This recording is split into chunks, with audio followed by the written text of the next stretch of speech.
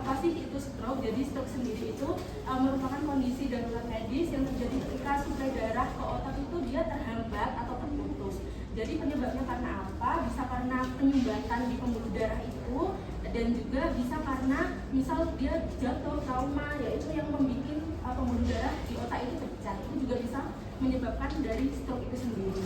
Jadi apa sih gejala dari stroke sendiri? Mungkin kalau Bapak Ibu pernah kayak mengenali dari gejala stroke dari saudaranya atau keluarganya, itu seperti wajahnya itu mencong ke kanan atau ke kiri, kemudian mulutnya juga mencong ke kanan atau ke kiri, kemudian bicaranya tiba-tiba dia belok, kemudian gerambyang, kemudian itu yang biasanya gejala-gejala stroke itu biasanya seperti itu.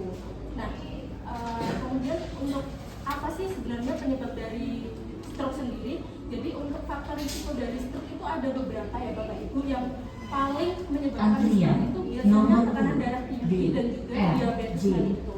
Jadi selain itu juga bisa karena kolesterol yang tinggi, kemudian karena rokok dan juga minum minuman alkohol, kemudian obesitas dan juga kurang olahraga, kemudian pasien itu juga punya komorbid dari penyakit jantung dan juga usia lanjut, dan juga mungkin dari bapak ibunya atau keluarganya itu ada yang menderita stroke juga bisa menjadi faktor risiko.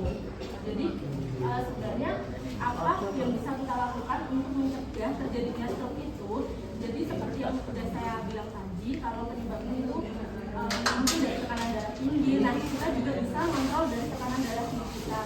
Jadi kalau misal sudah usia 50 lebih atau sudah mulai 40 lebih, itu mungkin dari bapak ibu sendiri itu mungkin bisa ngecek dari tekanan darahnya berkala, mungkin misal puskesmas itu juga bisa untuk pencegahan. Kemudian berhenti merokok dan jangan minum minuman beralkohol, kemudian makanan yang bergizi seimbang, jangan banyak yang mengandung kolesterol seperti jeroan, kayak gitu dihindari.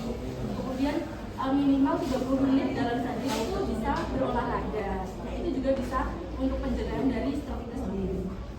Kemudian apa yang bisa kita lakukan ketika kita delalah nih di rumah, ada keluarga kita yang misal bicaranya tiba-tiba pelo, kemudian wajahnya yang miring ke kanan atau ke kiri tadi yang sudah saya bicarakan di awal. Nah, itu bisa langsung segera saat itu juga dibawa ke IGD terdekat atau ke fasilitas kesehatan terdekat untuk mencegah dari komplikasi jangka panjangnya. Mungkin dari saya cukup, dari itu ada yang ingin ditanyakan mungkin? Ya baik, kalau tidak ada mungkin dari saya cukup ya Bapak Ibu. Terima kasih. Wassalamualaikum warahmatullahi wabarakatuh.